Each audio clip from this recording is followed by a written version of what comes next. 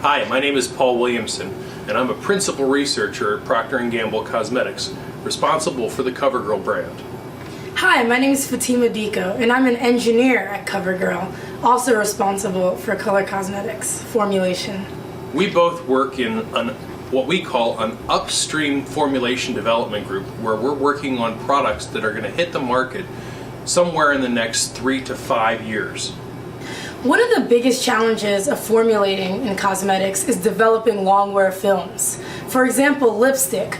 There's an enduring need for it to withstand a lot of different things that happen throughout the day. Today, Fatima's wearing a conventional lipstick.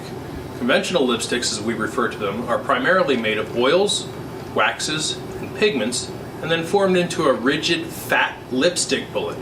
It's what you think of when someone says lipstick. In our business, one of the enduring needs that we run into and we try to solve for on a daily basis is long-wearing cosmetics that don't come off on plates and forks and cups and such. I'm wearing a lip stain product, a longer wearing, a much more enduring film. Today, Fatima, take a sip of your coffee mug there, and I'll do the same. Turn those around, and you can see that the lipstick I'm wearing doesn't come off nearly as much as the conventional bullet that Fatima's wearing. Today we're going to talk about how to formulate a lipstick that lasts for the majority of the day, and how we solve the problem of delivering a consumer's desired long-wear lip film for the CoverGirl brand. There are a variety of different aspects that we need to consider when we're formulating a long-wear cosmetic product. There are different attributes that go into making it successful, from application, look, feel, wear, and removal. Those are all important things that you need to keep in mind when you're making the product. Application. For example, you want to make sure that you have the right viscosity of product so that the consumer can apply it onto her body with ease. Also, you want to make sure that it has the right dry rate. You don't want to take it out the package and then it just dries completely. In terms of solvents that you use to get these correct viscosities and set times, you also want to make sure that they're compatible with the package design. You don't want any swelling or incompatibility, otherwise you won't have product inside when it's time to apply. Look, for example, when we're talking about this lip formulation, you want to make sure that you have the right color and the right gloss. Color you can achieve through different pigments, from iron oxides that you get from rust to carmine. You want to also make sure you have a nice glossy finish. You can use different types of oils and waxes to achieve gloss. Wear. This is usually the most difficult challenge for formulators. As technologies start to develop, there are different ways to achieve wear in long-lasting films. A lot of this comes from polymers that are constantly changing in the cosmetics industry. This piece is usually proprietary for different industries because it usually takes a long time to come to a correct solution. Feel. This attribute is also very important, because as the consumer wants to get a long-wearing film, she also wants it to feel comfortable so that she could wear it for the entire day. This includes not having anything that's too tacky. You can use other materials in the film to mitigate tack. Removal. As you design films that are meant to last a long time and have resistance to things like saliva and sebum, you also want to make sure that you're able to remove it. So you want good adhesion and good cohesion, but you want to be able to remove this film. This also leaves room for proper design of the right ratios of your polymer technologies to other oils and waxes that allow it to come off of the skin.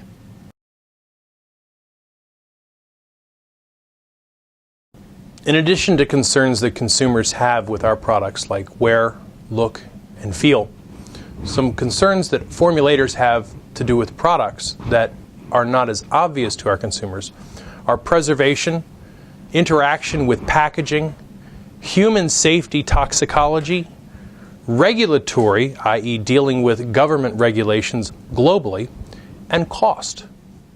Today, your problem is formulating a long-lasting lip color. Based on the different areas that we spoke about earlier, application, look, feel, wear, and removal, you're going to have the challenge of designing the formulation for this lip color. Based on the list that you're about to see provided by Spark 101, identify which chemicals you would use and at which rough percentages to make your formulation.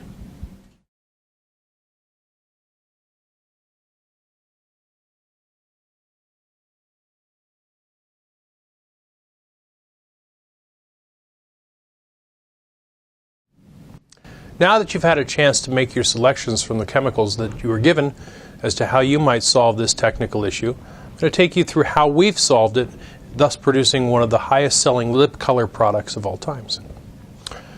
Starting with the volatile solvent selected to not have a cooling sensation or irritate the eyes, nose, and mouth is isododecane. It's present in the formula at about 50%. So this material leaving a thin film behind, a thin film of lipstick behind. This material is a clay. We use this as a thickener.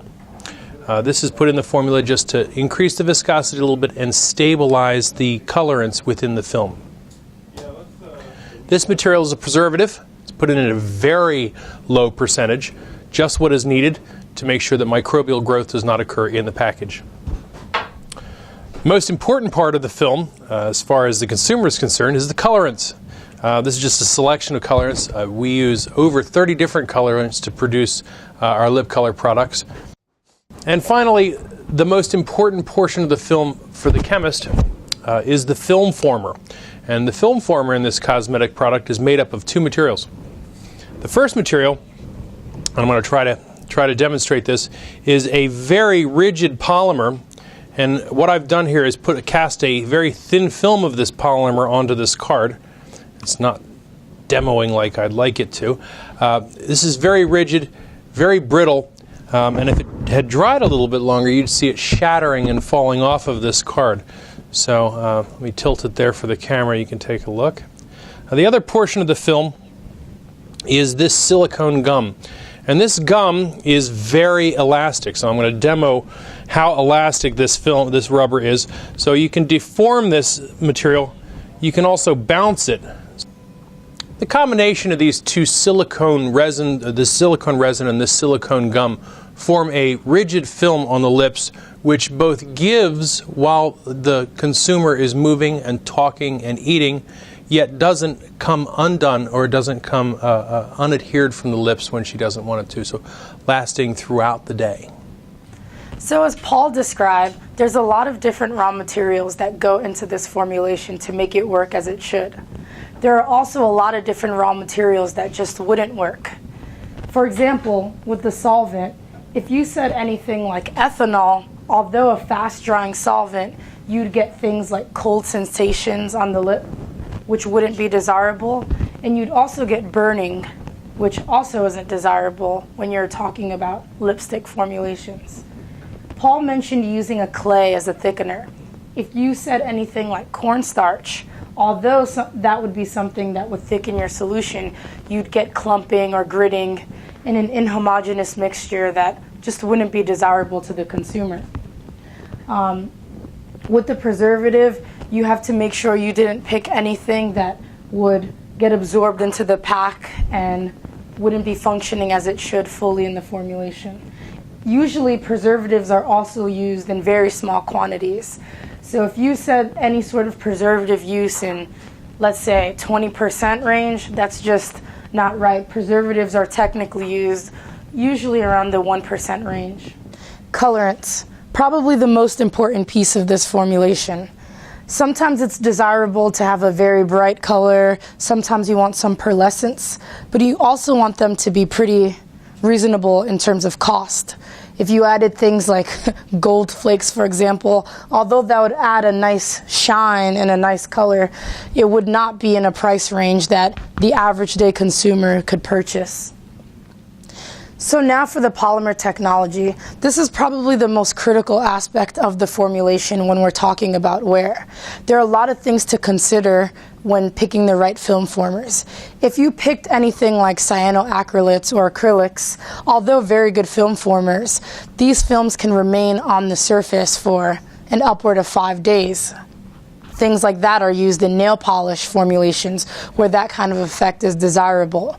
But in our case, we want something that is pretty long wearing but not that long wearing. So the perfect combination of a brittle, strong film in conjunction with a nice, flexible, soft feeling polymer is going to give you what you would want on your lips. Other things to consider are aspects like surface energy. The surface energy of this film is so radically different from objects and things that your lips would encounter that the film is not going to be penetrated by these things, which is exactly how we're trying to formulate this solution.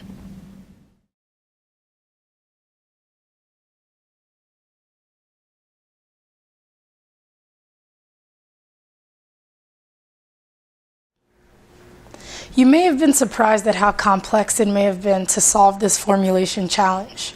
There's so many different aspects that go into formulating for the cosmetic field, from package design to formulation to health and safety to even marketing and business. There are a variety of different fields that you can study to help jumpstart you into industries such as this. Biology, as we mentioned, microbial things that are important in formulations. Chemistry, obviously a very important role in this sort of field.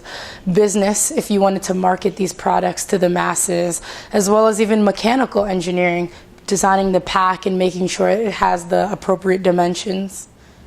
I work in formulation in the upstream department. This involves coming up with technologies that are very far away from market. I studied chemical engineering at Columbia University, and I think it's awesome that I get to apply a lot of things that I learned in textbook that eventually reach consumers and people in stores. My role in the company is a formulator. I work in an upstream development group where most of the products we're working on today will be delivered to your store shelves in the next 4 to 5 years.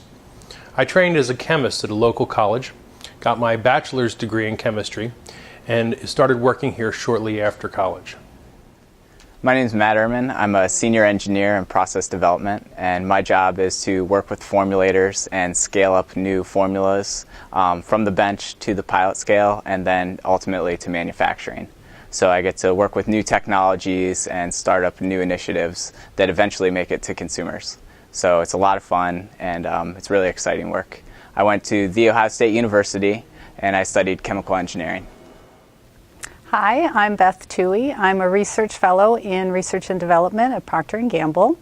I work in an area called product research, which is about understanding in the consumer products industry the needs of what people want and how to design products and chemistry using science to be able to figure out how to deliver that to them.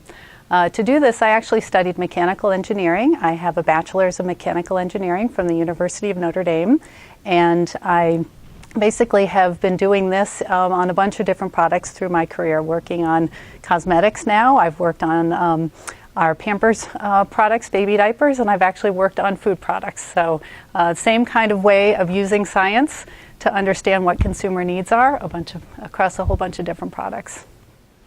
Hi, I'm Carl Timler at Procter & Gamble. My title is Senior Scientist, working in FEI, which is an upstream R&D role. I have a BS in chemistry from Miami University, and my current role, I'm doing all sorts of different things, from developing new technologies to improve lashes, as well as working on some of the technology within R&D and how we function. So looking at ways we can do our work better and faster using technology. Hi, I'm Quentin Connor. I'm a senior engineer here with Procter & Gamble in Hunt Valley, Maryland. I work in package engineering or pack development. Been with them pack development for about 10 years. Some of the things we do are working on designing packages that delight our consumers. We make models using our 3D printer. So this is one of the models that was produced by the 3D printer. It's used for a face product that we're going to be launching in the spring of next year. I went to the community college here in Maryland, Anne Arundel Community College, and studied electronic engineering technology. So that's where I had my associate's degree from. Hi, my name is Gordy Guay. I work here in cosmetics at P&G. I'm actually a PhD in molecular biology. I used to be a genetic engineer, and now I work on mascara, and nail polish, and liquid foundations. We work on a lot of things that seem mundane and just slathering chemistry on someone's face to get some color and look pretty, but actually there's a lot of science that goes into these products. Science spans from understanding the biology and the physiology of how things grow and how things live. We're trying to take advantage of that science and the foundational learnings of that science to make better chemistries, to enable cells to grow better, to enable your skin to look healthier. There's a lot of chemistry that's involved here. Formulation chemistry and the way that we apply things and how they stick to surfaces and don't stick to other surfaces. There's material science that's involved here. There's many, many scientific disciplines that are required to actually deliver these products. So when you look at a tube of lipstick or a mascara and think it's just some red color or black color inside of a tube, you're not right. So keep working.